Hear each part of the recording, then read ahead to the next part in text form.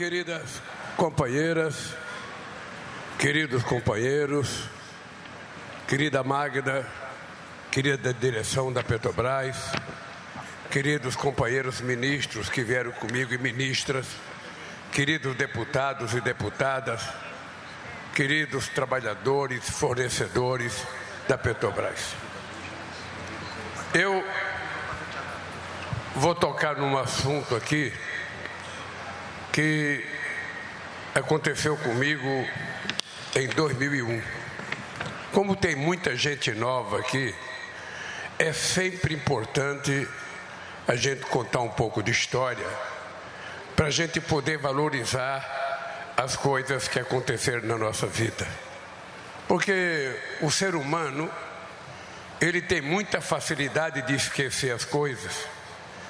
E eu digo que o melhor exemplo é que muitas vezes os caras chegam em casa, a mãe fez uma comida para ele e a primeira coisa que ele tem a ousadia de dizer é que a comida não está boa, sem levar em conta o sacrifício que a mãe teve para fazer e sem levar em conta que nem sempre ela tinha o dinheiro para comprar todos os condimentos para fazer a comida. E se a gente não contar a história, as pessoas não sabem o que aconteceu. E quem não conhece a história tem muita dificuldade de compreender o presente e analisar o futuro. A Petrobras é uma empresa que nasceu natimorta. Os que hoje fazem oposição à Petrobras, à existência da Petrobras, aos investimentos da Petrobras, não queriam que a Petrobras nascesse. Este é um dado histórico. Não queriam porque no Brasil tem muita gente com complexo de vira-lata que achava que o Brasil não tinha condições e não precisava ficar atrás de petróleo. Era melhor importar e, se pudesse, importar dos Estados Unidos. Era essa lógica perversa daqueles que não acreditavam. E tinha até gente boa e importante que eram contra criar a Petrobras. Mas a Petrobras nasceu por persistência de um presidente da República que tinha o orgulho de ser um dos poucos presidentes que tinha um compromisso de nacionalista e de um companheiro que pensava nesse país como um todo. E a Petrobras nasceu, foi crescendo, a trancos e barrancos, ela foi crescendo, mas sempre havia alguém que dizia que não era preciso a Petrobras. Sempre havia alguém que tentava criar uma imagem negativa da Petrobras na perspectiva de destruí-la. Todo ao longo desses anos que ela foi criada. Vocês sabem que se tentou mudar inclusive o nome da Petrobras. E vocês sabem que depois de muita gente perceber que o povo brasileiro tinha um carinho muito grande pela Petrobras, eles tomaram uma decisão de começar a fatiar a Petrobras para ir privatizando um pedaço da Petrobras. Nós vamos privatizando os pedacinhos, quando os nacionalistas acordarem, a Petrobras já está totalmente privatizada. E é bobagem fazer investimento. O bom da Petrobras é pagar ativos para os acionistas. Investimento não precisa, porque custa muito caro. A Petrobras compra mais barato de Singapura, a Petrobras compra mais barato da China, a Petrobras compra mais barato da Coreia. Por que fazer investimento? Por que querer fazer navios? Por que querer fazer sonda? Por que querer fazer plataforma se está tudo feito em outros países e fica mais barato a gente comprar? Era essa a lógica predominante no país até outro dia. Mesmo quando eu estava na presidência até 2010, essa lógica prevalecia e muitas discussões que eu fazia com a direção da Petrobras. Tinha gente que defendia: presidente, é bobagem fazer sonda aqui, é bobagem fazer plataforma aqui, a gente pode comprar na Coreia, custa 100 milhões de dólares a menos. E eu sempre perguntava: mas custa para a Petrobras 100 milhões de dólares a menos, a Petrobras vai lucrar, mas quanto custa para o país? Quanto custa para o aprendizado tecnológico nosso? Quanto custa para a geração de emprego? Quanto custa para pagamento de salário? Quanto quanto isso volta para o próprio povo brasileiro? Porque se as pessoas não pensarem no Brasil, só pensarem na empresa, no rendimento da empresa, obviamente que fica mais barato comprar qualquer coisa fora. Mas nós temos que pensar nesse país. Não é o Brasil que é da Petrobras, é a Petrobras que é do Brasil. E, portanto, ela precisa ter uma vocação de ajudar a desenvolver esse país. Mais recentemente, depois de muita dificuldade de tentar privatizar a Petrobras, eles resolveram dizer que todo mundo que defendia a Petrobras eram ladrões. E resolveram transformar a Lava Jato numa espécie de caça-níquel contra os trabalhadores da Petrobras e contra todos que nesse país defendiam a Petrobras. Porque não é assim que você combate corrupção. Eu já falei da outra vez, se você descobre que tem uma empresa que praticou corrupção numa empresa, você prende o dono da empresa, mas você não precisa prejudicar os trabalhadores. Eles podem continuar trabalhando, você pode fazer uma nova licitação sem criar nenhum problema. Mas o que estava em jogo na questão da Lava Jato? Eu acho que hoje todos vocês já têm consciência que o que estava em jogo naquele momento era a destruição da indústria de engenharia desse país e a tentativa de destruir a Petrobras, criando uma imagem negativa da Petrobras no mundo. E eu digo sempre, muitos de vocês foram ofendidos por entrar no restaurante com essa camisa amarela. Muitos de vocês foram chamados de ladrões porque estavam com essa camisa amarela. E muitas vezes por gente dentro da própria Petrobras.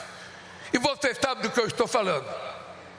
E aí é só fácil colocar um diretor que fala, não, a Petrobras teve um prejuízo, vamos vender a Petrobras.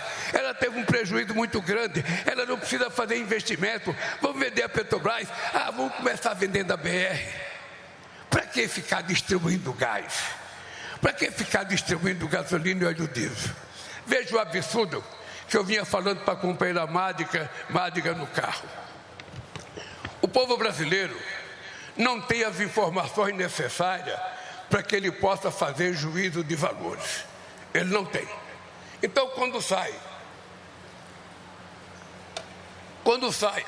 um anúncio do diesel, da gasolina, do gás, a Petrobras leva fama, o governo federal leva fama, e muitas vezes a Petrobras não tem culpa nenhuma. Eu vou dar um dado para vocês aqui. O povo não sabe que a gasolina sai da Petrobras a R$ 3,04 e que na bomba ela é vendida a R$ 6,49. Ou seja, ela é vendida pelo dobro do que ela sai da Petrobras.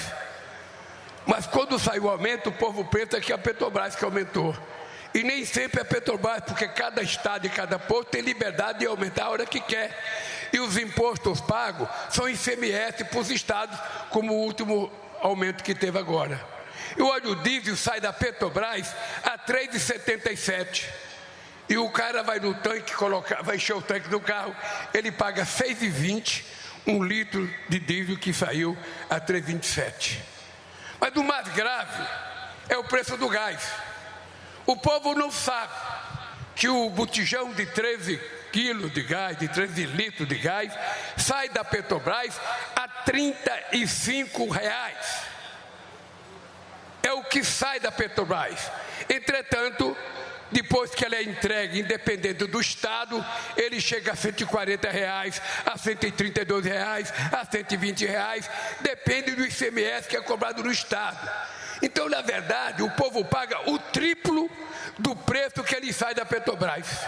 E eu estava dizendo para a máquina que é importante informar a população disso, para o povo saber quem xingar na hora que aumenta, para o povo saber quem é o filho da mãe disso. Eu lembro que quando, no outro mandato meu, a gente comprou uma empresa para fazer a distribuição, que era a Liquigás. Não sei se vocês estão lembrados. A gente comprou na perspectiva de que ela pudesse entregar gás mais barato. Mas como tem um ditado que diz que a nossa cabeça pensa onde nossos pés pisam, a Liquigás só lhe afinou a outra e vendia pelo mesmo preço. Então eu acho que a Petrobras tem que tomar uma atitude. Sobretudo o óleo diesel, você já falou comigo uma vez, a gente precisa vender para os grandes consumidores direto.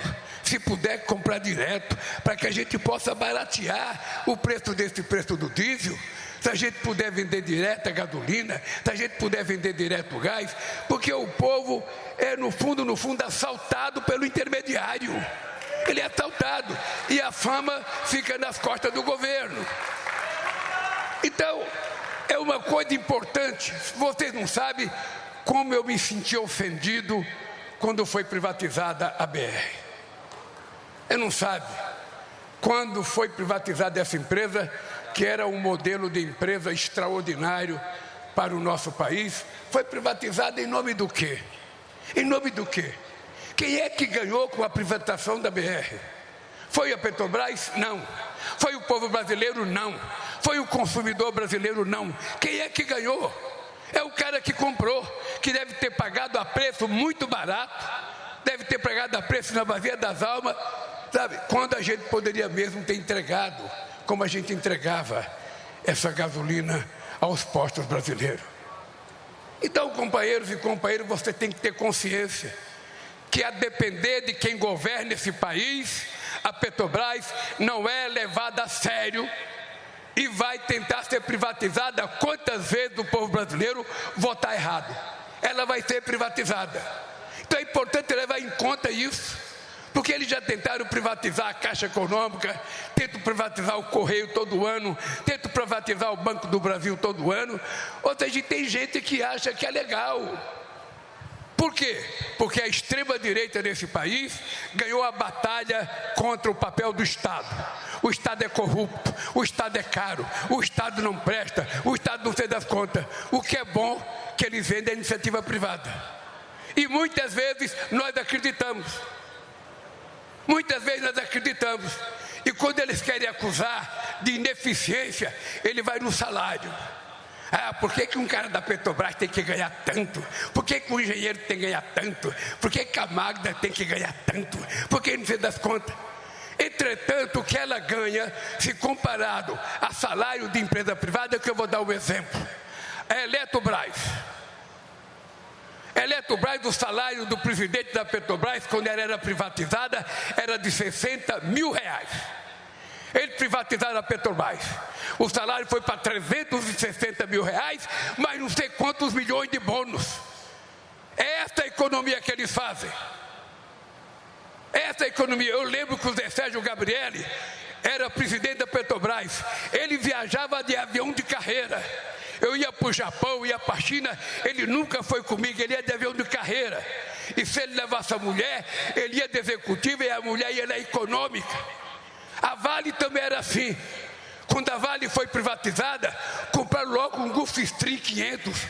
Sabe, logo um avião que tinha 17 horas de autonomia, ia do Rio de Janeiro a Moscou.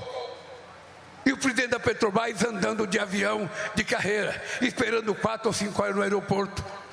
E era a Petrobras que era acusada de malversação de dinheiro, de mau uso do dinheiro. Então é preciso que a gente levante a cabeça, para a gente não se deixar enganar cada vez que eles começam a falar mal da ineficiência da Petrobras. Não tem empresa no mundo mais eficiente que a Petrobras. Não existe. Isso graças a vocês. E quando eu venho aqui mais uma vez, numa atividade de construção da indústria naval, Magda, eu quero te contar uma história. A primeira vez que eu fiz essa briga foi em 2001. Eu era candidato a presidente e eu achava que a Petrobras devia financiar os navios que ela usa. E o ex-presidente da Petrobras dizia que eu era ignorante, que eu não entendia porra nenhuma de navio, que eu não entendia nada de Petrobras, que a gente não tinha tecnologia, que a gente não tinha engenharia. Eu vim a Angra, vim conversar com o engenheiro da indústria naval, vim conversar com o engenheiro da Petrobras e me convenceram que a gente tinha condições de fazer. Eu falei, nós vamos fazer. Esse país vai provar que a gente não tem complexo de vira-lata, que a gente pode competir com qualquer engenharia do mundo, com qualquer país do mundo. É só a gente acreditar na gente. E uma coisa que vocês sabem, porque vocês acompanharam. Eu vim a Angra fazer uma visita, Marinho. O que mais tinha aqui em Angra, na beira da praia, era ex-metalúrgico, carregando isopor de cerveja na cabeça, porque não tinha mais emprego no estaleiro. E eu resolvi que a gente ia recuperar. E no final do meu mandato, a gente tinha no Brasil 82 mil trabalhadores e trabalhadoras na indústria naval brasileira, com estaleiro funcionando no Rio, em Pernambuco, na Bahia, no Rio Grande do Sul e no Espírito Santo. Só não tinha estaleiro em Minas Gerais, porque não tem mar, Alexandre. Até pensei em puxar um canal lá. Até pensei em fazer um canal e fazer um porto para você e o estaleiro.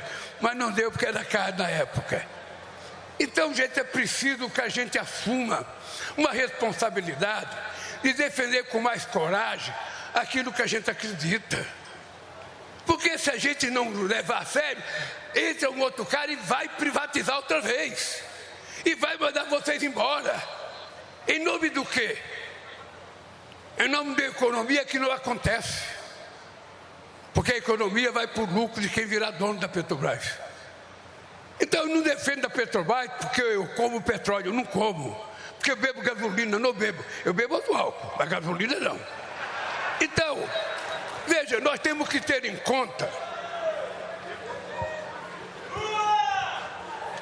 Nós temos que ter em conta, gente, que nós estamos num mundo muito competitivo.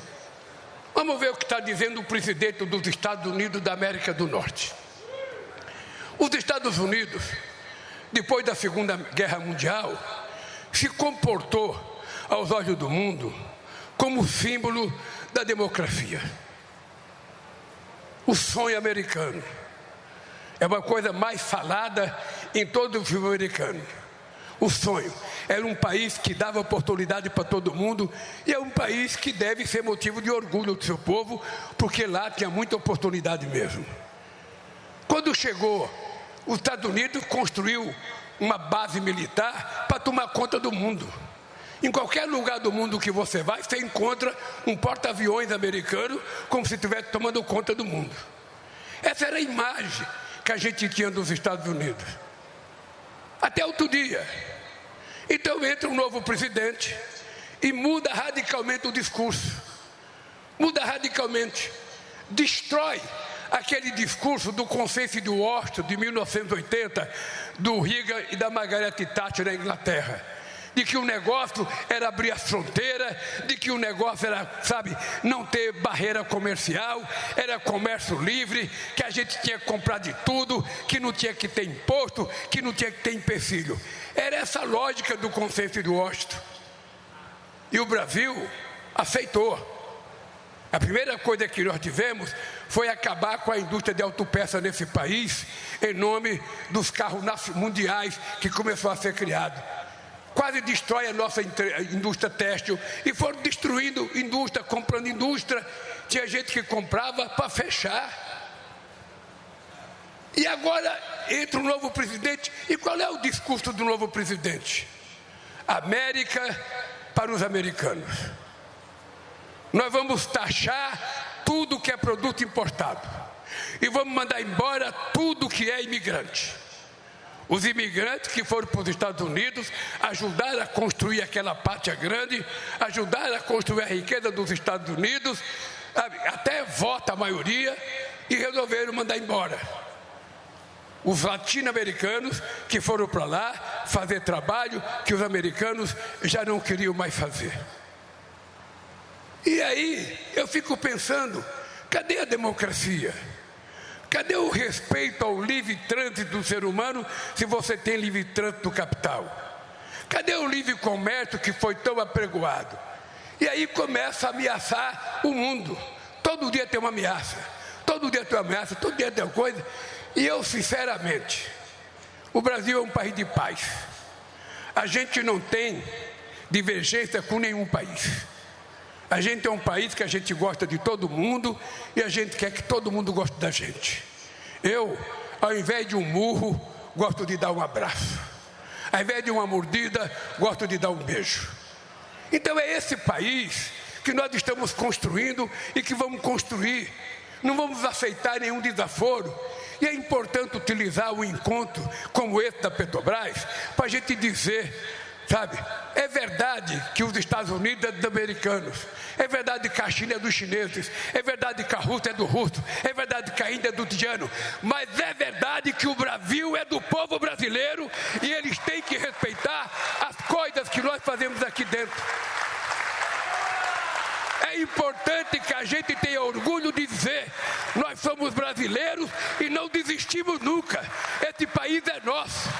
Tem a fronteira que o Alckmin falou, tem a água doce que o Alckmin falou, tem o mar que o Alckmin falou, e nós, além de toda essa riqueza, nós temos 213 milhões de brasileiros que nós queremos dizer, nós temos orgulho, não desistimos, e nós seremos brasileiros até o dia que a gente não existe mais, porque esse país é grande, esse país é poderoso. O que faltava era vergonha na cara daquele que dirigiu esse país, e eu não tenho complexo de vira-lata.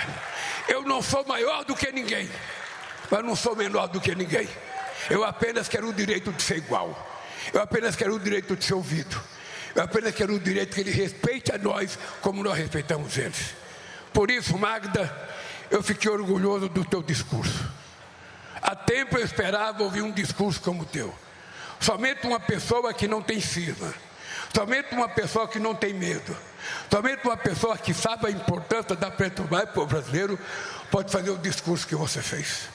Por isso, querida, eu quero que vocês saibam que eu tenho orgulho de ter indicado você para a presidenta da Petrobras. E as pessoas pensam que a Magda, essa mulher é frágil, ela fala tão manso, é frágil. Não se metam com a Magda, que vocês vão quebrar a cara, porque ela é mansa na palavra, mas é muito forte nas atitudes, e ela não leva desaforo para casa. E ela fez um desafio para vocês, fez um desafio por você, fornecedor da Petrobras.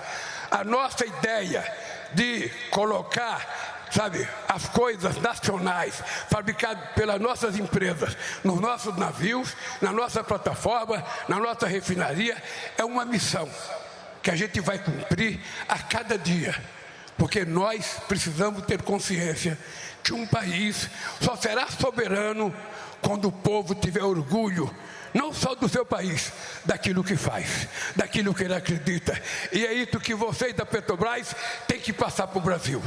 Acredite na Petrobras, porque ela acredita no Brasil. E vamos juntos, sem nenhuma separação, entender que quanto mais forte for a Petrobras, mais forte será o Brasil. Quanto mais forte for o Brasil, mais forte é a Petrobras. E por isso, gente, meus parabéns pelo discurso, Marta, meus parabéns pelo anúncio da indústria naval. E vamos continuar construindo navio, construindo sonda, construindo plataforma, pesquisando petróleo, produzindo petróleo, refinando petróleo, porque essa é uma missão que está na mão de vocês da Petrobras. Parabéns a todos vocês, um abraço e que Deus abençoe todos vocês da Petrobras. Com a palavra, o ministro do Trabalho e Emprego, Luiz Marinho.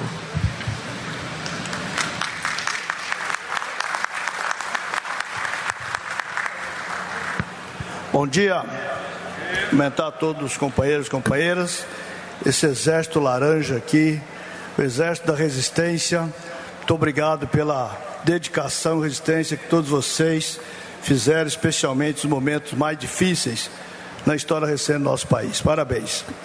Queria comentar o presidente Luiz Inácio da Silva, nosso querido vice-presidente Geraldo Alckmin, nossa presidenta Magna, presidente Sérgio da Transpetro, comentar os nossos ministros, o nome do ministro Rui e Narielle, comentar todos os ministros presentes, deputados, as deputadas e deputados presentes, dirigentes sindicais, militância, empresários aqui presentes. Prazer enorme estar aqui. Presidente Lula, Me parece que uma das missões de Vossa Excelência é recuperar a indústria naval brasileira. Que eu me lembro, assim como o Sérgio fez referência, em 2003, a situação da indústria naval brasileira e de toda a indústria. E naquele momento a indústria era cinzas no país, não existia indústria naval no Brasil, porque ela foi destruída. E o presidente Lula disse: nós vamos reconstruir não somente a indústria naval, construir empregos de qualidade e recuperar e construir o nosso país. De lá para cá, presidente, 2003 até 2014, foi um crescimento contínuo do número de empregos da indústria naval. Se falarmos de embarcações e manutenção, sem falar de infraestrutura de portuária, sem falar dos demais setores da cadeia produtiva, nós estamos falando de tirar, de 2003, menos de 5 mil trabalhadores na indústria naval naquele momento, para a ordem de 75 mil empregos na indústria naval até 2014. 2014 entra dali para frente um processo de declínio. E novamente, a presidenta falou, o David Bacelar também falou aqui, de geração de empregos. Nós estamos recuperando de 2002 para cá. De 2002 para cá, nós já recuperamos mais de 7 mil empregos, dos 3 milhões 150 mil empregos gerados no governo do presidente Lula, 23 e 24, 432 mil empregos foi na indústria, e desses 432 mil da indústria, mais de 7 mil foi na indústria naval, embarcação e manutenção. Nós estamos falando de um momento de retomada de investimento vigoroso, como disse aqui a nossa presidenta da Petrobras. Portanto, a presidenta diz: nós estamos projetando dezenas de milhares de empregos para a indústria naval. Seguramente isso vai puxar outros segmentos da economia, conjunto da cadeia produtiva. Nós temos desafios. Um dos desafios é a geração de emprego de qualidade.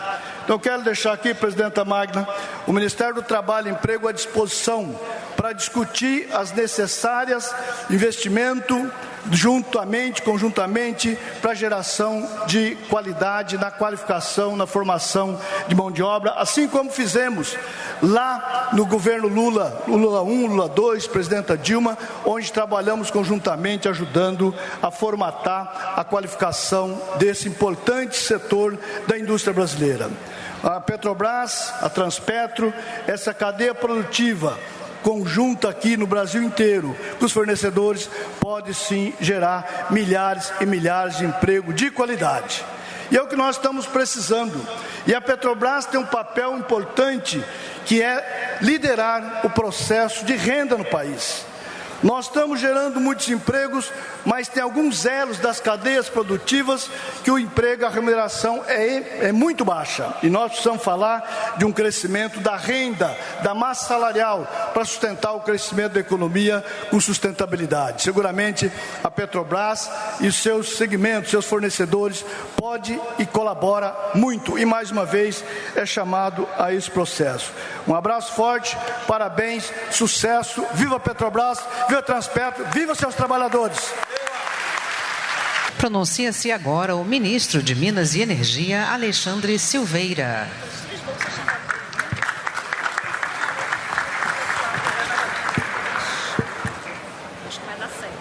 Muito boa tarde a todas e a todos. Mais uma vez é uma alegria muito grande estar com essa grande família, que é a família Transpetro, a família Petrobras. Destacar a minha alegria de se vir ao Brasil nesse momento histórico, onde retorna para bem de todas as brasileiras e brasileiros. Seria redundante dizer que o maior líder da nossa história, mas não é redundante dizer que é o ser humano mais resiliente, corajoso e determinado que nós já tivemos dirigindo o Brasil, o presidente Lula!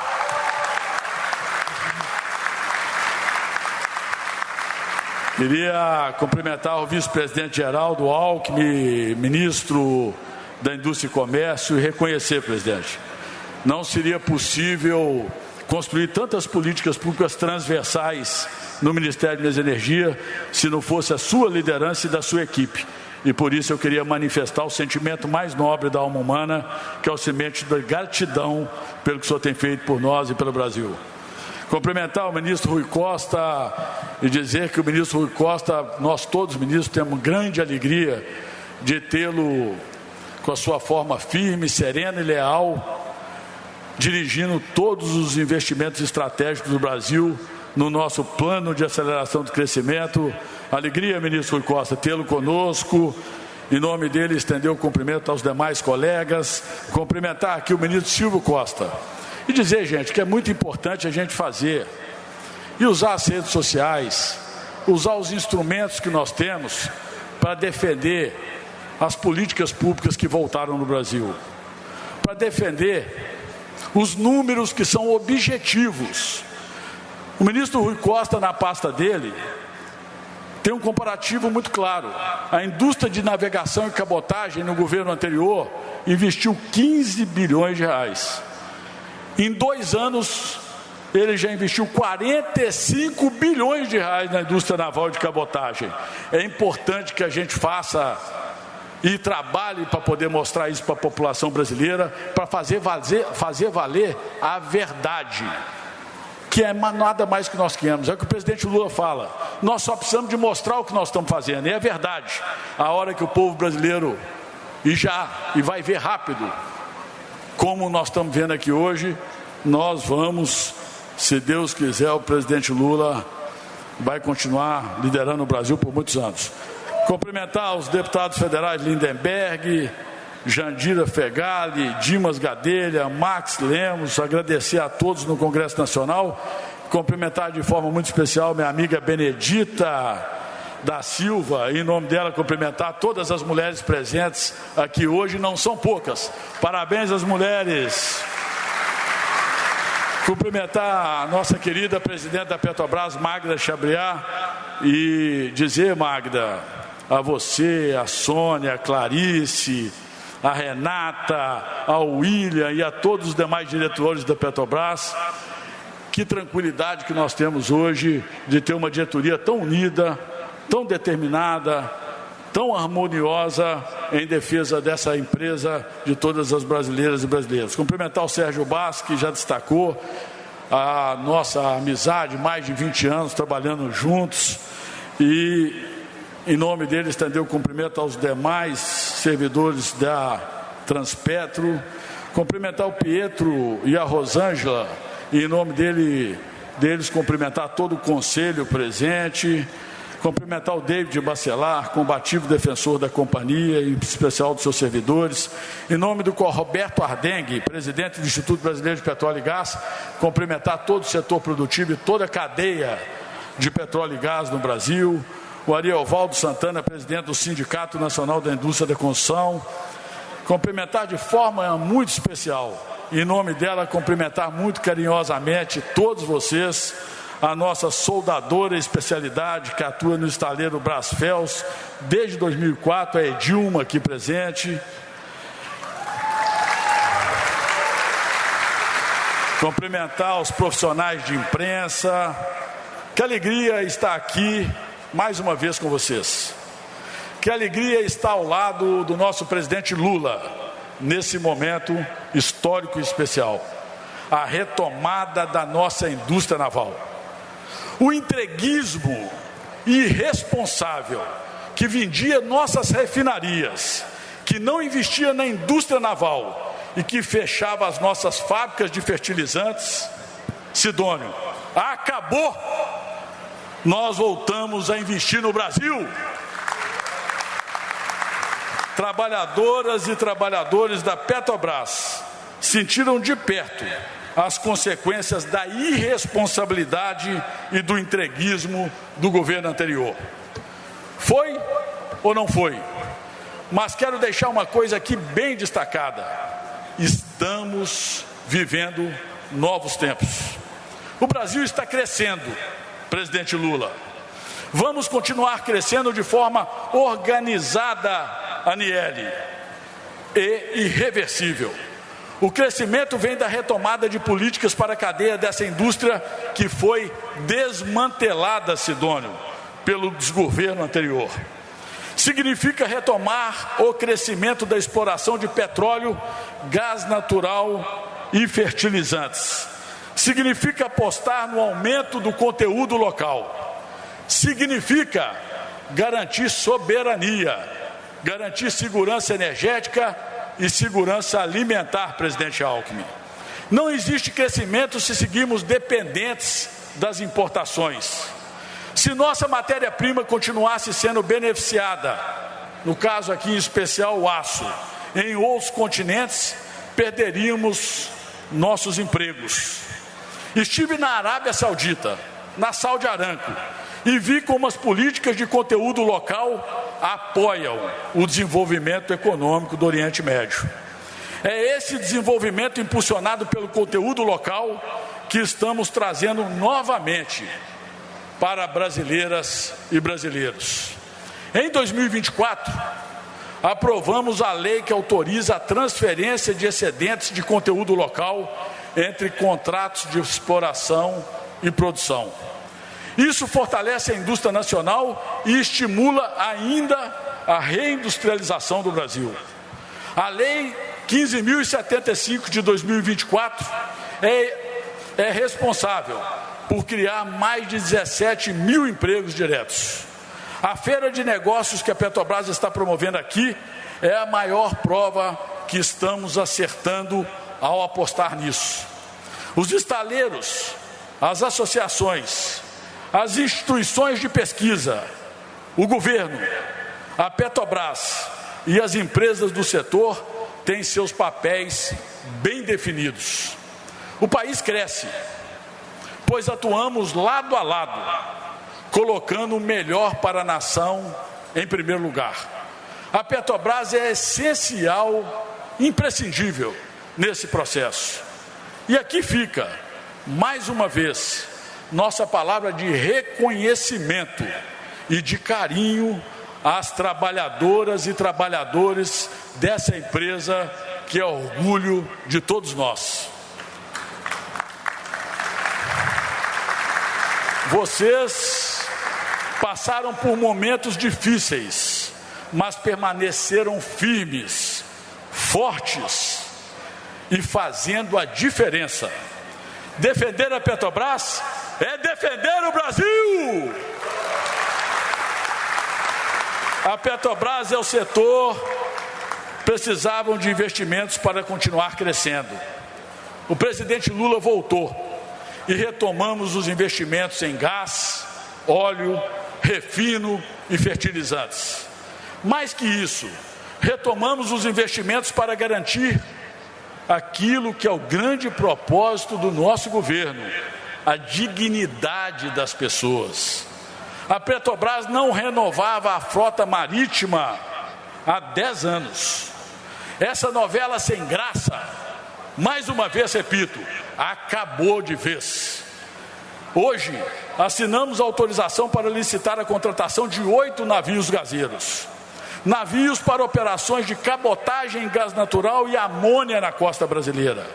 Até 2029, vamos investir mais 23 bilhões de reais e gerar 44 mil novos postos de trabalho. Só os 8 navios gazeiros vão empregar mais de 10 mil brasileiras e brasileiros. Como não defender isso? É geração de emprego em toda a cadeia, dos estaleiros à operação dos navios. É assim, presidente Lula, que o Brasil utiliza seus recursos naturais, com segurança e sustentabilidade, sem ganância ou imprudência. É assim que queremos pesquisar a margem equatorial, presidente Lula e presidente Alckmin, de maneira ambientalmente sustentável. Temos que aproveitar essa fonte de riqueza nacional e gerar empregos e renda em todo o país. E aqui me dirijo à imprensa para mais uma vez, presidente Lula, destacar a questão do petróleo, já que nós vivemos num único ecossistema no mundo não é uma questão de oferta, é uma questão de demanda. E enquanto o mundo demandar, vocês, a Petrobras, vão poder ofertar sim petróleo, gás, biocombustível e todos os produtos que essa empresa produz. Os resultados positivos das nossas reservas vão acelerar a transição energética do Brasil. Diga-se de passagem, com muito orgulho e em alto e bom tom, nós temos que sempre dizer: nós somos, presidente Alckmin, o líder da transição energética global. Essa transição energética deve ser justa, inclusiva, equilibrada e sustentável. É soberania nacional. O Brasil vai continuar seguindo abastecendo os mercados internacionais de petróleo enquanto houver demanda. Essa reserva, talvez maior que a do pré-sal, já está mudando, Rui, a realidade dos nossos vizinhos. O PIB da Guiana cresceu 50% no último ano. 50%. O Brasil merece, em especial nossos irmãos nortistas e nordestinos, viver essa realidade. É a arrecadação de mais de R$1 trilhão que precisa ser destinada para a saúde e educação. Não podemos aceitar mais de 350 bilhões em investimentos parados. A Petrobras já entregou os estudos complementares ao IBAMA e chegou a hora, ministro Rui, de virar essa chave. Quero encerrar deixando toda a minha gratidão a vocês, aos meus colegas ministros, ao presidente Lula e ao vice-presidente Alckmin. É aqui, em Angra dos Reis, nesse lugar cheio de energia, que o coração do Brasil hoje bate mais forte. Olhamos para aquilo que estamos contribuindo nesses 2 anos de Lula 3, antecedendo Lula 4, e que, se Deus quiser, vai ser ainda melhor. Vocês fazem a diferença para o Brasil, trabalhadoras e trabalhadores da Petrobras, da Transpetro, familiares e empresários do setor. Juntos, podemos dizer, o Brasil está no rumo certo. As sementes foram plantadas. Esse é o ano da nossa gente colher ainda mais os resultados de tanto trabalho do governo liderado pelo presidente Lula. Sinto muita alegria por fazer parte desse Brasil e desse momento. Um Brasil liderado pelo presidente que gosta de gente e que coloca as pessoas em primeiro lugar. Sempre. É Brasil, é Petrobras, é Transpetro, é indústria naval, é Lula de novo, garantindo energia que muda a vida das pessoas. Valeu demais. Pronuncia-se agora o vice-presidente da República e ministro do Desenvolvimento, Indústria, Comércio e Serviços, Geraldo Alckmin.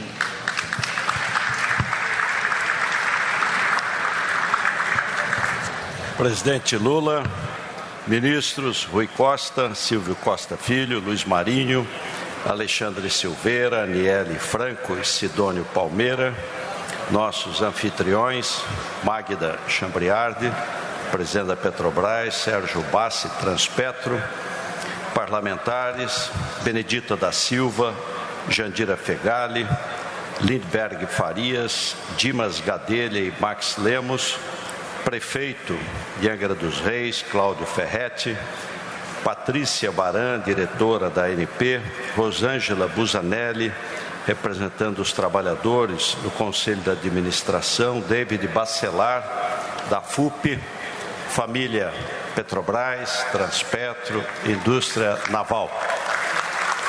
Uma palavra telegráfica, mas dizer, presidente Lula, que a indústria, o senhor está recuperando.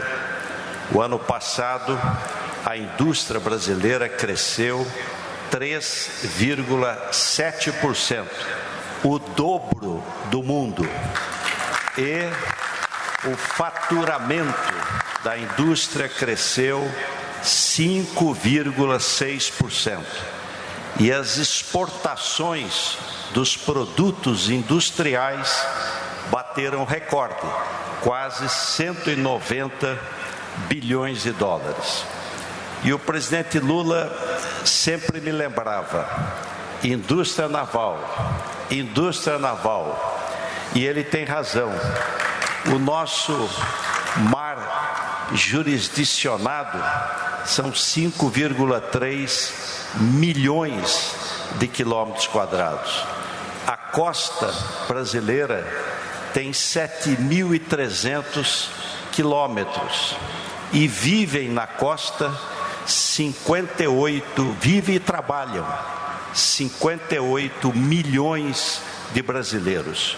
A indústria naval é soberania nacional, é tecnologia, é estratégica, é desenvolvimento, está na vanguarda da ciência e gera dezenas de milhares de empregos. Por isso quero trazer aqui os parabéns à presidente da Petrobras, a Magda. Petrobras é um orgulho do Brasil, justo orgulho do nosso país. Cumprimentar a Transpetro e cumprimentar toda a cadeia da indústria naval. E trazer boas notícias. Depreciação acelerada, esse ano será 1,6 bilhão para a indústria naval, LCD, letra de crédito do desenvolvimento, crédito com TR, juros de 4% para inovação, BNDES, FINEP, Embrapi, o REIQ, o Regime Especial da Indústria Química, a Lei de Combustível do Futuro, eólica offshore, hidrogênio de baixo carbono, enfim, um conjunto de políticas públicas. E ao encerrar, lembrar o presidente Lula de Martin Luther King, que dizia, referindo-se à sociedade americana, que ela era formada por povos de muitas origens.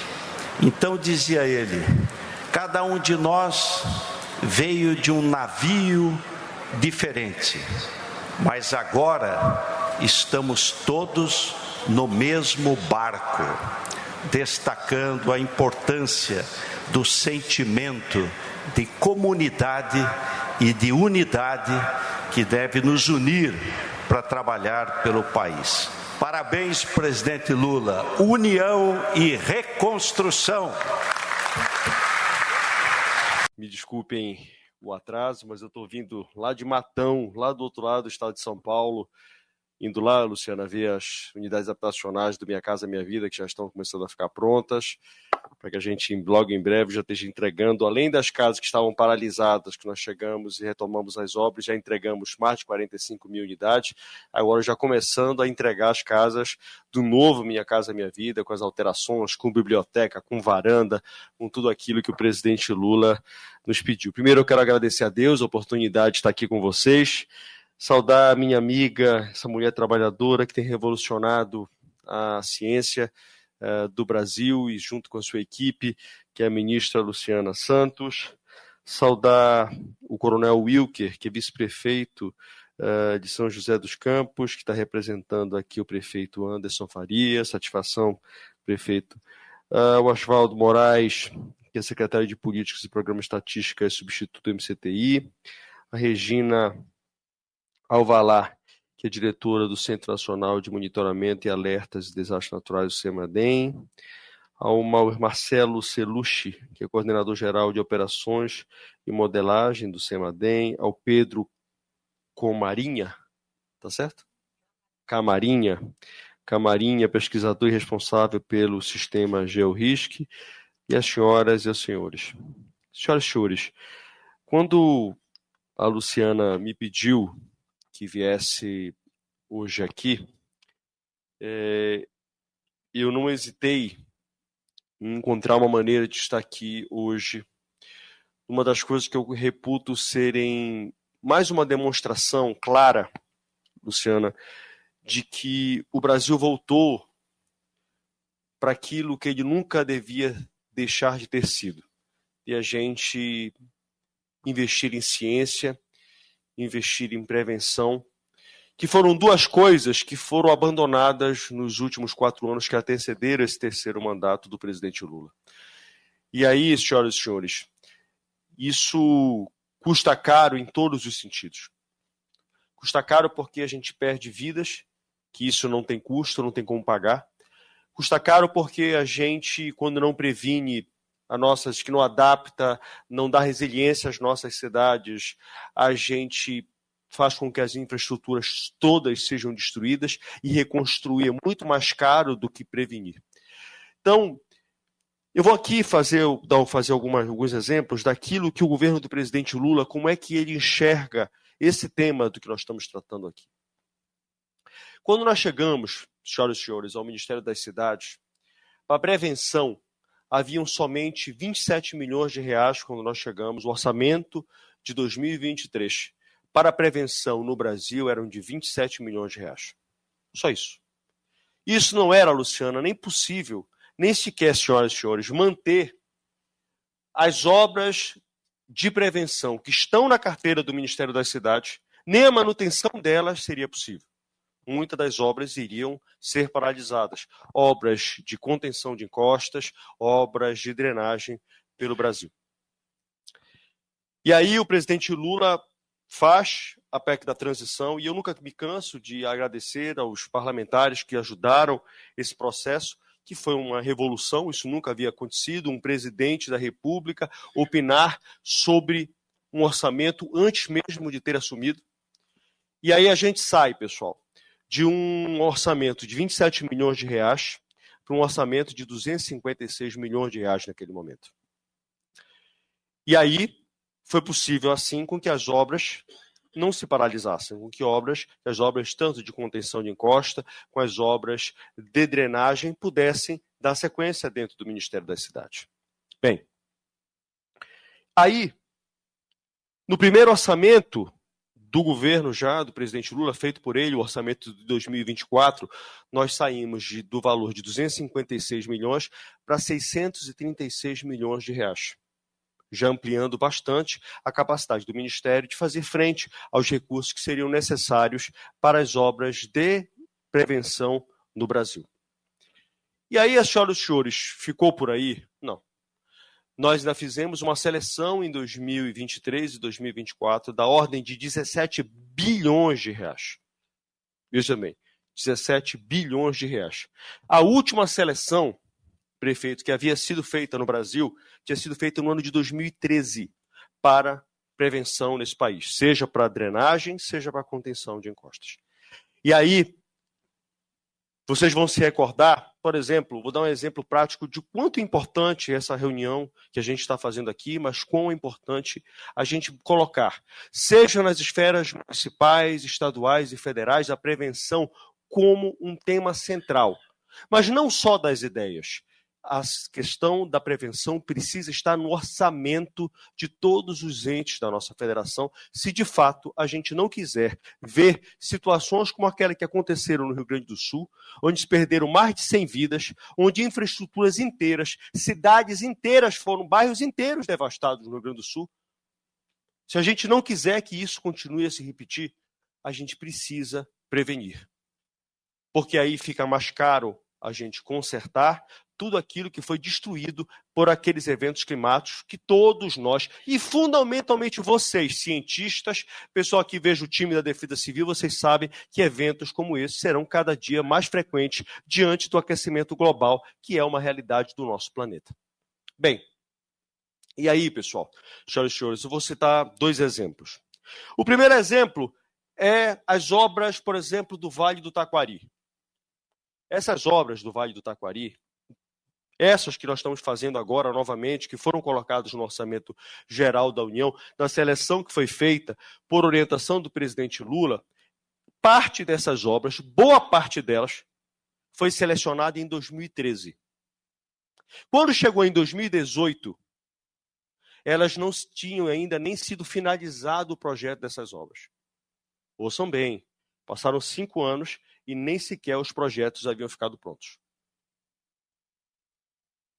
Passou-se esse tempo. Nós estamos chegando agora no ano de 2023, quando aconteceu, 2023, 2024, quando aconteceram aqueles eventos climáticos no Rio Grande do Sul.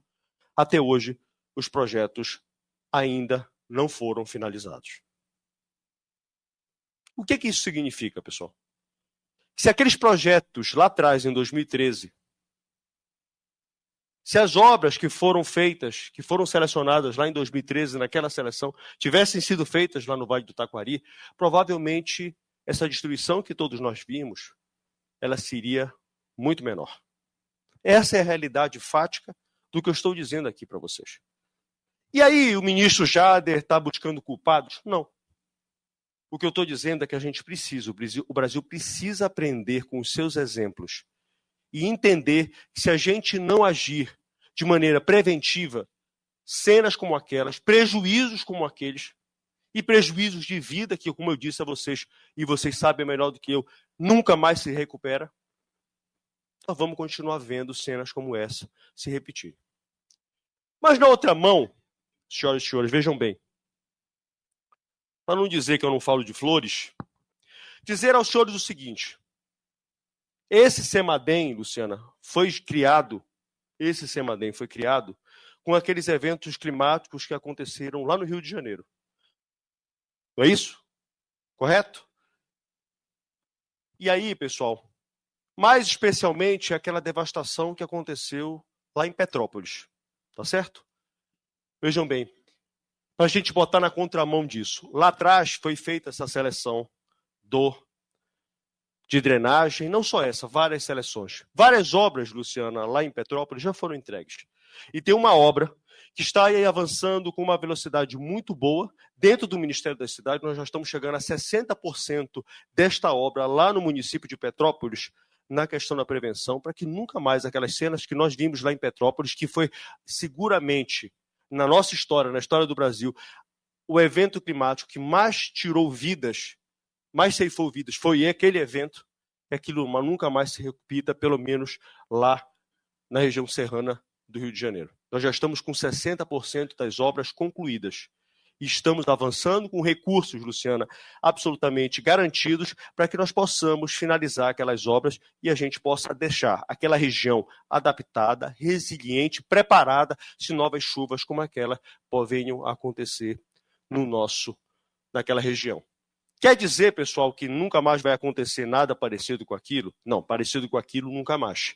Quer dizer que nós não teremos mais eventos como aqueles? Teremos sim. Se nós continuarmos não cuidando do nosso meio ambiente, se nós não continuarmos cuidando para que o planeta não continue aquecendo na velocidade que ele está aquecendo, nós vamos ver eventos como aqueles. Mas seguramente aquela região vai estar preparada, se não 100%, porque cada vez que a gente passa o volume de água, não é isso, Luciana, tem sido cada vez maior, mas seguramente ela vai estar mais preparada do que aquilo que foi estabelecido anteriormente. E aí, pessoal, para a gente concluir, por que eu falei tudo isso? Porque eu estou querendo aqui dar o sinal para vocês, mostrar para vocês na prática como o governo do presidente Lula trata a questão da prevenção. Hoje nós estamos aqui tratando, de um lado, a questão do georrisque, que é o quê? É a gente antecipar os fatos, para que prefeituras, para que as famílias, para que as comunidades sejam avisadas com bastante antecedência, para que elas possam tomar as providências, para que as famílias possam sair, para que a gente possa antecipar os fatos e, com isso, diminuir os prejuízos. Esse é um lado. E do outro, nós estamos investindo fortemente em prevenção. E não vamos parar por aí. Nós fizemos uma seleção de 17 bilhões no ano passado. E vamos lançar agora, no dia próximo, dia 24, mais uma nova seleção da ordem de 3,5 bilhões de reais. Uma nova seleção de 3,5 bilhões de reais. Também para contenção de encostas e macro-drenagem. Serão, Luciana, por conta da questão do teto de gastos, meu prefeito, por conta do corte de gastos, por conta da necessidade que nós temos de conter as despesas, serão as duas únicas seleções como a outra seleção, que vai ser uma seleção criada nesse terceiro mandato do presidente Lula, que é a seleção de abastecimento de água rural, focado exclusivamente às regiões que estão sofrendo com as secas por conta dos eventos climáticos. Então, será mais uma divisão também de prevenção. Então, nós teremos seleção de abastecimento de água para as áreas que estão sofrendo com as secas por conta da questão climática, será a questão da contenção de encostas e a terceira será a macrodrenagem.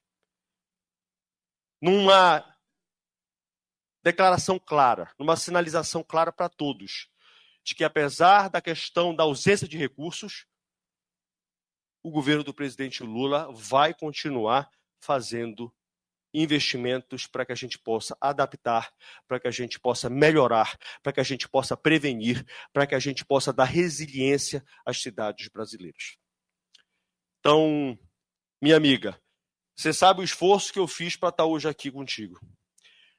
E dizer para você o seguinte, para mim não é um esforço. Para mim, eu vim aqui para dar uma declaração clara junto contigo do compromisso que o governo do presidente Lula tem com a prevenção no nosso país. Vocês continuem contando com a certeza de que a gente vai trabalhar todos os dias para prevenir, para que não aconteçam mais eventos tão graves e drásticos que ceifem vidas no nosso país. Muito obrigado pela oportunidade, parabéns, Luciana, parabéns a toda a tua equipe e vamos continuar prevenindo no nosso Brasil. Muito obrigado, pessoal. Gente, muito boa tarde a cada um e a cada um de vocês aqui presentes. Quero, em nome de Regina Alvalá, agradecer o carinho, a atenção, a competência, a eficiência dessa instituição que revelou aqui mais uma vez, pelo que foi apresentado por Pedro, quanto a inteligência coletiva é necessária. Né? Só assim, com esse esforço de juntar as pessoas que se movem, né, por uma convicção de que é necessário, através da ciência e da tecnologia, enfrentar desafios do dia a dia do povo brasileiro, me emociona. É a segunda vez que eu venho ao CEMADEM, eu vim já em 2023, também, Jada, eu já fui prefeita da minha cidade e tive a responsabilidade de cuidar da defesa civil. Então, eu já senti na pele no dia a dia, na prática, né, essa necessária ação que, quando combinada com ciência, tecnologia e inovação, ela se aprimora, né, e garante que a gente vá ao encontro daquilo que todos nós desejamos, que é salvar vidas e se adaptar e mitigar os efeitos do aquecimento global, das mudanças climáticas e até da emergência climática que a gente está passando. Então, mais uma vez, muito obrigada, viu, Regina, pelo acolhimento, e é um prazer poder estar aqui. Agradecer ainda mais o ministro Jader Barbalho Filho, que veio aí de outra ação direta do ministério dele, mas no governo do presidente Lula a gente tem essa compreensão. Tem ministérios que todos nós somos um corpo só, mas tem ministérios que têm uma interseção ainda maior. E quando se diz respeito a essa política de desastres, né, de prevenção, é impossível não pensar em Jader Barbalho, em pensar em Valdez, no Ministério da Integração Nacional, da Ciência e Tecnologia, até da ministra do Meio Ambiente, né, a Marina, que somos esses ministérios que temos necessariamente uma afinidade ainda maior na direção dessa importante política pública. Então, eu agradeço de todo o coração, já do seu esforço, né, de você chegar aqui para demonstrar que as ações da gente não é do Ministério A, B, C, é do presidente Lula e de um governo que procura exatamente caminhar juntos, porque sem essa junção a gente não consegue os nossos objetivos. Então, muito obrigada de coração de você poder tá aqui saindo de uma ação mais direta, né, do seu ministério e vindo partilhar esse momento que é um momento de conquista, porque é um momento de inovação de um esforço que existe já há um certo tempo, que inclusive usa, né, inteligência artificial como aprendizado de máquina para que os dados possam ter mais assertividade, né, ter uma precisão ainda maior por virem, né, de várias fontes e poder chegar a uma interseção e a um cruzamento que ajuda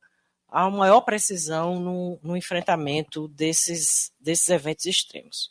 Quero agradecer ao Coronel Wilker, né, que aqui representa o vice-prefeito de São José, o prefeito Anderson Farias, a Regina, que eu já cumprimentei, a Oswaldo, que é o secretário de Políticas e Programa Estratégico, acho que tem uma relação de amor com a instituição, porque teve a responsabilidade de dirigir por 8 anos, e chegou hoje do exterior, 7 da manhã, mas se deslocou até aqui para poder participar desse processo. O Marcelo Celucci, que é o coordenador-geral de operações e modelagem do Semadeng, também já conhecido outra vez, e vi a emoção dele, o brilho nos olhos, ver um monte de menino e menina, porque aqui era um monte de menino e menina que estava aqui apresentando, né?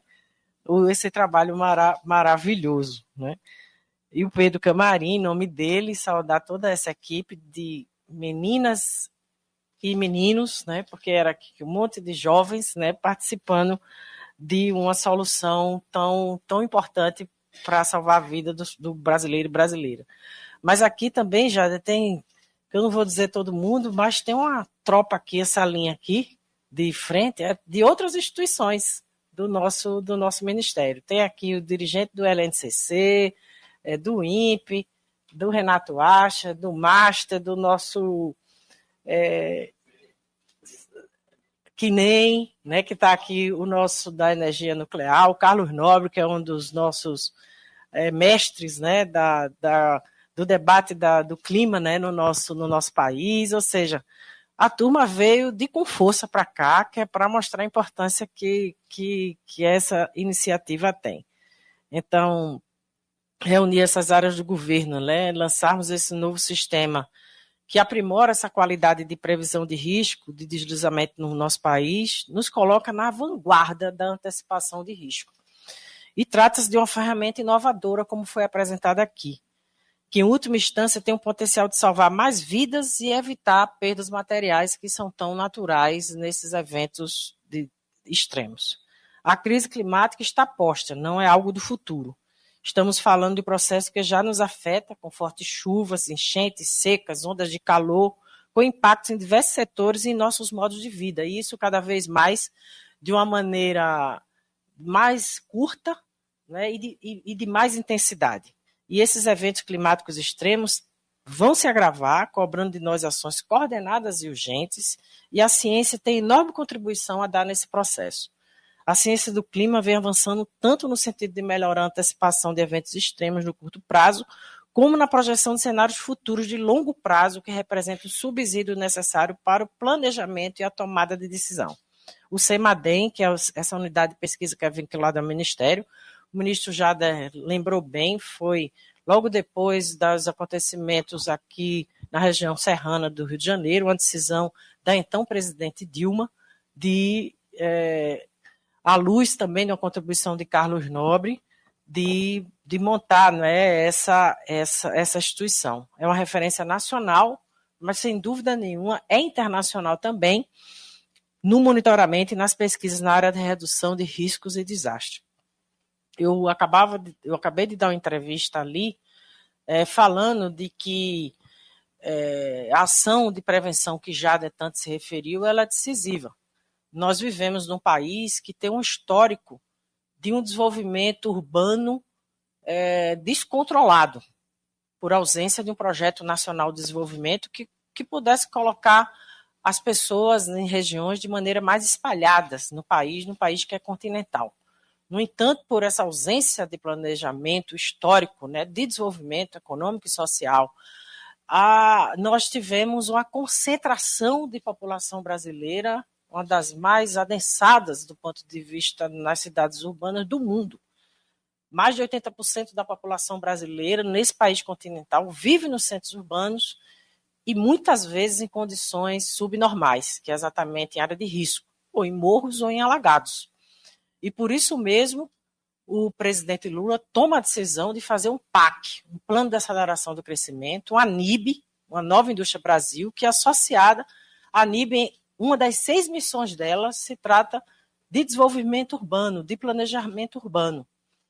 Cria o Ministério das Cidades, retoma o Ministério das Cidades, que tinha sido extinto, e a Jada que está tomando conta disso, e cria os editais de PAC Soluções para poder fazer contenção em encostas, para poder fazer macro e microdrenagem, para poder voltar à habitação, que essas são as condicionantes que vão modificar a situação de risco da população que vive concentrada em áreas subnormais. E é esse esforço coletivo, não só daquela prevenção. Muitas vezes eu fui daquelas que nem tinha defesa civil quando eu assumi há 25 anos atrás a prefeitura. A gente teve que montar a defesa civil. Aliás, já, e Valdez, a gente tem que fazer uma forte campanha nesse país para que os municípios, sem os municípios e sem os estados com suas defesas civis, a gente não consegue chegar na ponta. Nós precisamos de defesas civis fortes, com engenheiros, com engenheiras, com assistente social, para poder garantir a ação.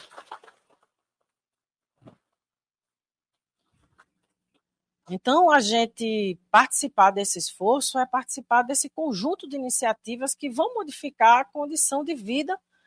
Para, associado a isso, ainda tem os efeitos extremos, a mudança climática. Além das condições históricas subnormais, você tem essa situação de eventos climáticos que juntos ocasiona isso que a gente vê no mundo.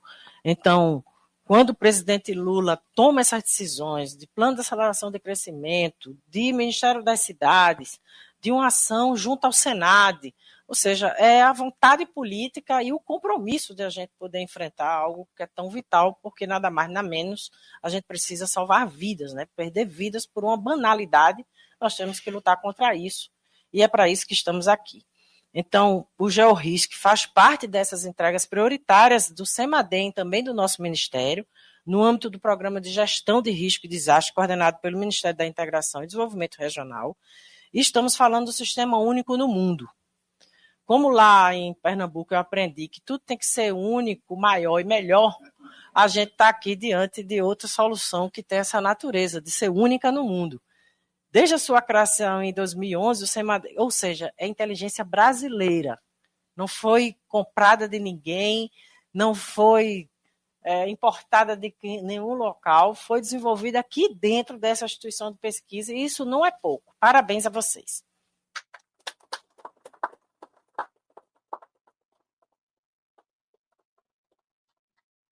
Então, desde a sua criação em 2011, o CEMADEM promove o desenvolvimento científico e tecnológico, avança no monitoramento, na qualidade dos alertas, bem como subsidia as ações de prevenção e mitigação de desastres.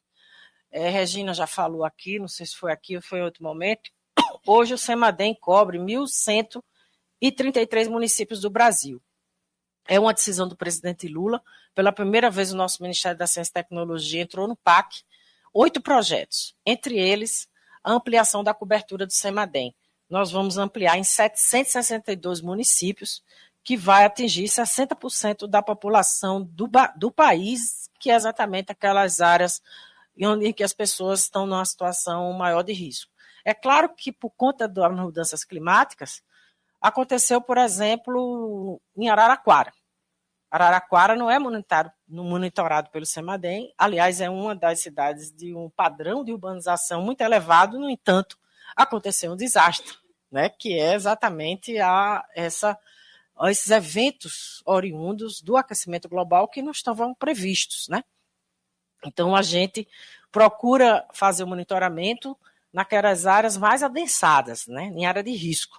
E nós vamos cobrir 60% da população que mora nessas áreas de risco até 2026, no programa de aceleração do crescimento. Então, o lançamento do GeoRisc, mais uma vez, comprova que o CEMADEM é muito mais que uma instituição de caráter operacional, é uma instituição de pesquisa que combina avanço no nosso desenvolvimento científico com o lado operacional. Então, ganha ainda mais relevo no momento que o Brasil se prepara para a COP30, no momento histórico, que vai ser na terra do Jader, lá em Belém do Pará, no ano que vem, a gente vai ter a chance de apresentar o ano que vem, esse ano, a gente, no final do ano, temos a chance de apresentar nossas práticas sustentáveis, reforçar nosso papel no combate à crise climática, nossos caminhos para adaptação e mitigação, e no nosso Ministério a crise climática é tema de vários setores.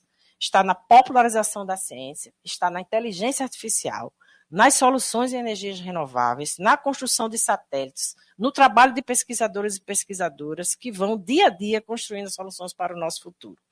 Então, estamos reiterando o nosso compromisso do presidente Lula, em prover informações científicas baseadas na melhor ciência disponível para contribuir com as discussões transversais, temáticas e setoriais da agenda climática, colaborando para tornar o nosso país mais resiliente à mudança climática e para promover o desenvolvimento sustentável e inclusivo. É a ciência a serviço dos desafios do nosso tempo e nós também estamos virando a página do negacionismo no nosso país para dizer que a ciência existe para enfrentar o dia a dia do povo brasileiro e garantir que ela promova a justiça social que todos nós almejamos. Meus parabéns à equipe do CEMADEM. Quero dizer mais uma vez, e quero dizer a vocês que o presidente Lula me disse semana passada lá em Belém que quer vir conhecer o CEMADEM. Boa tarde para vocês. Obrigada. Uma oportunidade para que agricultores familiares quitem dívidas e limpem o nome. O Desenrola Rural vai oferecer vantagens para que esses trabalhadores possam ter novamente acesso a créditos e investir na produção de alimentos. E os agricultores familiares atingidos pelo rompimento da barragem do Fundão, em Mariana, Minas Gerais, em 2015, vão ser atendidos pelo Programa de Transferência Renda Rural. O recurso faz parte do novo Acordo de Mariana, assinado no ano passado pelo governo federal. E para tratar desse e outros assuntos, recebemos ao vivo, na Voz do Brasil, o ministro do Desenvolvimento Agrário e Agricultura Familiar, Paulo Teixeira. Boa noite, ministro. Bem-vindo mais uma vez. Boa noite, Luciano Seixas. Boa noite, Luciana Vasconcelos. E boa noite, Brasil. Ministro, foi lançado o Desenrola Rural, que é um programa para ajudar o trabalhador rural a quitar dívidas. Conta um pouco para a gente como é que vai funcionar esse programa. Luciano, o presidente Lula lançou na última terça-feira o Desenrola Rural.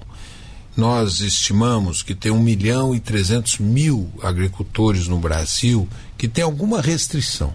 E o que a gente quer é que esses agricultores voltem a tomar crédito agrícola para produzir alimentos, para a mesa do povo brasileiro. E o crédito agrícola é muito generoso. Os juros no Brasil estão 13,25%. Os juros do crédito agrícola é 3% para produzir alimentos. Alimentos agroecológicos, 2%. Comprar máquina pequena também é 2%. Então, esses juros é muito generoso.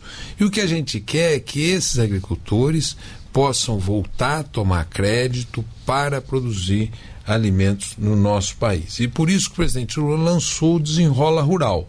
As dívidas até R$10 mil terão um desconto de 90%. Isso é, se você deve 10 mil, você vai pagar apenas R$1.000 ainda assim parcelado e ao mesmo tempo poder tomar o crédito rural. Ou se você no passado já tomou o crédito rural e um cartão de crédito do banco, ficou devendo para o banco, fez uma negociação e o banco te colocou numa lista negativada, você vai poder sair dessa lista negativada. É a desnegativação. O presidente Lula falou, não pode ter prisão perpétua para o agricultor. Então nós queremos sugerir aos agricultores brasileiros que porventura têm alguma restrição de crédito, vá no seu sindicato, peça para o sindicato reunir um grupo de agricultores, vá ao banco que vocês tomaram crédito e renegocie a dívida e tome um novo crédito rural com assistência técnica, porque o que nós queremos é produzir alimentos. O Pronaf está bombando para quem vai produzir alimentos, né? Aumentou muito a produção de alimentos, os créditos estão sendo tomados para produzir alimentos, para mecanização, para cooperativas. E essa é a hora que você pode tomar o crédito rural para alimentar o Brasil. Então, estimular você, agricultor, vá lá no seu sindicato, na sua associação, na sua cooperativa, na sua comunidade, junte um grupo, vá até o banco, os bancos têm que ajudar a procurar quem é esse agricultor, oferecendo a ele uma repactuação, um desconto grande, e ele então volta a tomar crédito rural passa a ter o seu nome limpo nos cadastros. É isso que o presidente Lula quer, que você ajude a alimentar o nosso país. Isso já começa semana que vem, né? Para quem está nos ouvindo, já pode procurar para renegociar na semana que vem. Ministro, agora a gente vai falar do programa de transferência de renda rural, que vai beneficiar agricultores e agricultoras familiares que foram atingidos pelo rompimento na barragem do Fundão em 2015, Mariana. Por que foi criado esse recurso? Olha, esse recurso é fruto de uma pactuação entre o governo, o Ministério Público Federal e a Companhia Vale do Rio Doce para reparar aquele agricultor que foi atingido pelo rompimento da barragem do Fundão. Ele atingirá até 5 quilômetros do centro da calha dos rios Gualacho do Norte, Carmo e Rio Doce, ou na mancha de inundação do Rio Doce. Ele vai beneficiar aqueles que moram no estado de Minas Gerais e do Espírito Santo, às margens desses rios que eu mencionei, principalmente do Rio Doce. Perfeito. Também é necessário estar inscrito aí no Cadastro Nacional da Agricultura Familiar até o dia 6 de março, não é isso mesmo? É isso, muito bem lembrado, Luciano. Ou você que é agricultor, que está nas margens desses rios e foi atingido, você agora até dia 6 de março, para receber esse benefício, você precisa fazer o cadastro de agricultor familiar. Você vai no seu sindicato, vai na prefeitura, vai na Emater, vai na Ceasa Minas e outras instituições que possam te ajudar. Mas não se esqueça dessa data. 6 de março, até 6 de março se cadastre, tira o CAF e tirando o seu CAF, você pode fazer pela internet também. Você poderá ter acesso a esse benefício que será dado a todos que foram atingidos. E tem um telefone para tirar dúvidas, não tem, ministro? Tem, o telefone é 0800 000 7110. Repetindo, 0800 000 7110. E quais são os valores que esses agricultores vão receber em média? Olha, durante 36 meses, eles vão receber um salário mínimo e meio, ou seja, R$ 2.277 por mês. Repetindo, durante 36 meses, eles receberão um salário mínimo e meio, ou seja, R$ 2.277 mês. Depois desses 36 meses, nos 12 meses seguintes, eles vão receber um salário mínimo, ou seja, R$ 1.518 por mês. O programa tem o potencial de atender 10 mil agricultoras e agricultores familiares, indígenas, quilombolas e assentados da reforma agrária e agricultores familiares atingidos pelo rompimento da barragem do Fundão. Perfeito. Mudando de assunto, ministro, existe uma expectativa de crescimento de mais de 8% da safra de grãos desse ano, inclusive com itens básicos da mesa do brasileiro, como arroz e feijão, né? Qual é a participação dos agricultores familiares nessa produção? Olha, a Conab estima que vai ter um aumento de 9,4% em relação à safra do passado. Nós temos uma safra recorde esse ano de 325 milhões de toneladas. E o arroz nós consumimos no Brasil 11 milhões de toneladas. Vai aumentar em 1 milhão de toneladas, quase 10% vai aumentar a safra de arroz e está aumentando a safra de feijão também. E assim, nós queremos mais alimentos na mesa do povo e assim o preço dos alimentos caberem na renda do povo brasileiro. Os agricultores familiares são os que mais produzem, né, para alimentar o brasileiro e também muita gente do mundo todo, não é, ministro? É isso, esses alimentos in natura, fortemente produzidos pelos agricultores familiares e pelo médio agricultor, né? Então, por isso que nós estamos ajustando o crédito agrícola para ele ficar barato para quem produzir os alimentos que estão na cesta básica. E assim fica mais barato para o consumidor. Para o consumidor e caber na renda do povo brasileiro, porque o alimento é sensível. Evidentemente, agora nós vivemos um fenômeno que o dólar subiu e aqueles alimentos que são exportáveis, eles passam a ter um preço aqui igual ao do dólar. O dólar estava 5,70, foi para 6,30, depois desceu de 6,30 para 5,70 de novo. Então, a expectativa agora é que o dólar baixo, mais uma safra boa, nós consigamos melhorar o preço dos alimentos do Brasil e deixá-los mais acessíveis ao povo brasileiro.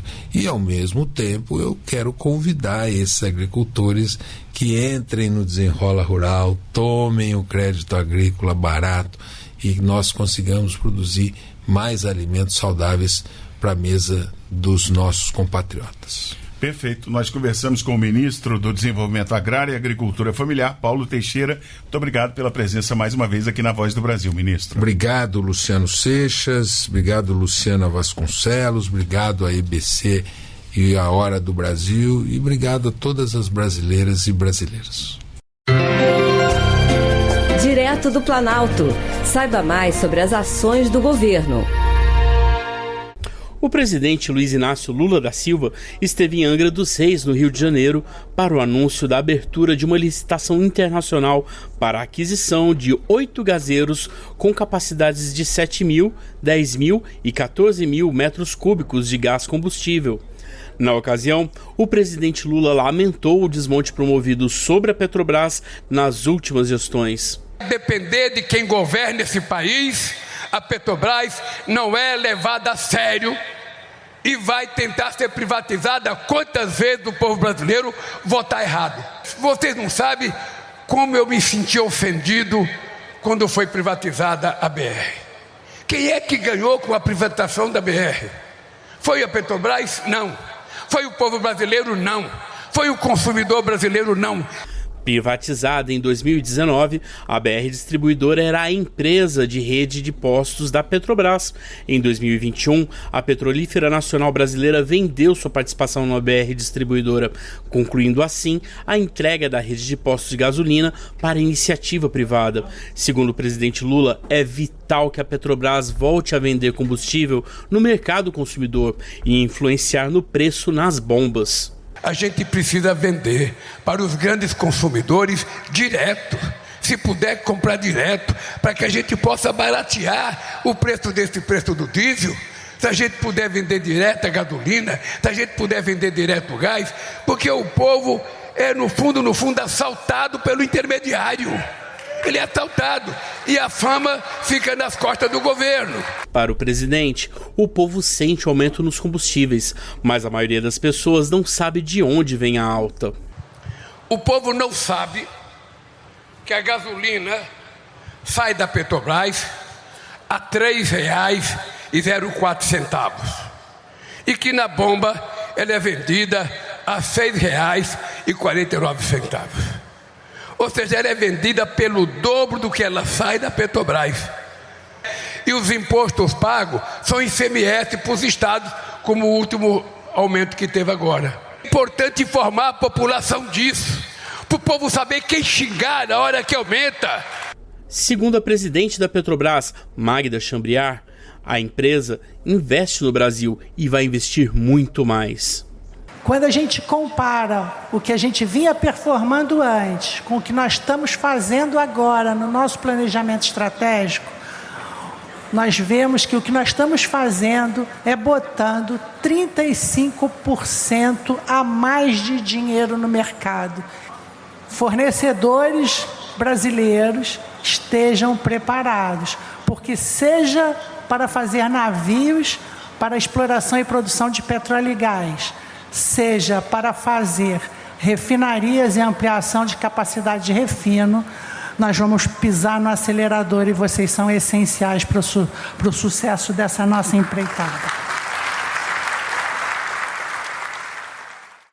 De acordo com a Petrobras, a expansão da frota de gazeiros, que passará de 6 para 14 navios, visa atender a crescente produção de gás natural no Brasil e a demanda da Petrobras na costa brasileira e nas rotas fluviais, como já ocorre na região norte e na Lagoa dos Patos, no Rio Grande do Sul. De Brasília, Marcos Lacerda. Você ouviu Direto do Planalto.